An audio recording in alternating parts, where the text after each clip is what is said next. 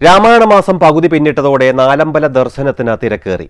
രാമായണ കഥ കേട്ടുണരുന്ന കർക്കടകത്തിന്റെ പുണ്യനാളുകളിൽ ശ്രീരാമ, ലക്ഷ്മണ, ഭരത, ശത്രുഘ്ന ക്ഷേത്രങ്ങളിൽ ഒരേ ദിവസം ദർശനം നടത്തുന്ന പൂർവികാചാരമാണ് നാലമ്പല ദർശനം എന്ന പേരിൽ പ്രശസ്തമായിട്ടുള്ളത്.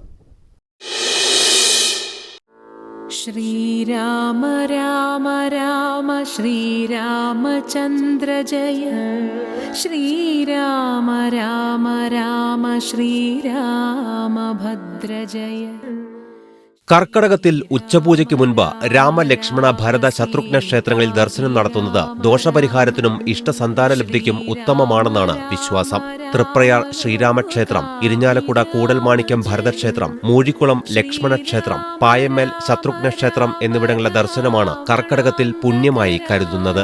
തൃപ്പയാറിൽ നിന്ന് പുറപ്പെട്ട് കൂടൽമാണിക്യം, മൂഴിക്കുളം വഴി പായമൽ വരെയുള്ള ക്ഷേത്രങ്ങളിൽ ഒറ്റ ദിവസം കൊണ്ട് ദർശനം നടത്തിവരുന്നതാണ് രീതി.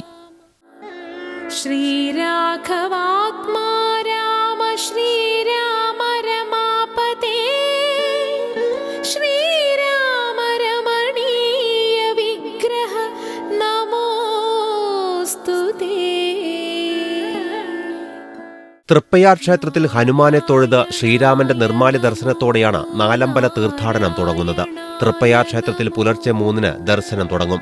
ഉച്ചയ്ക്ക് 12:30 വൈകിട്ട് 5-ന് വീണ്ടും നട തുറന്ന് രാത്രി 8 വരെ ദർശനം അനുവദിക്കും. രാജ്യത്ത് അപൂർവമായുള്ള ഭരതക്ഷേത്രങ്ങളിൽ ഒന്നാണ് കൂടൽമാണിക്യം. പുലർച്ചെ 3 മുതൽ ഉച്ചയ്ക്ക് 12 വരെയും വൈകിട്ട് 5 മുതൽ രാത്രി 8 വരെയുമാണ് ഇവിടെ ദർശനം. മൂഴിക്കുളം ലക്ഷ്മണ ക്ഷേത്രം എറണാകുളം ജില്ലയിലാണ്.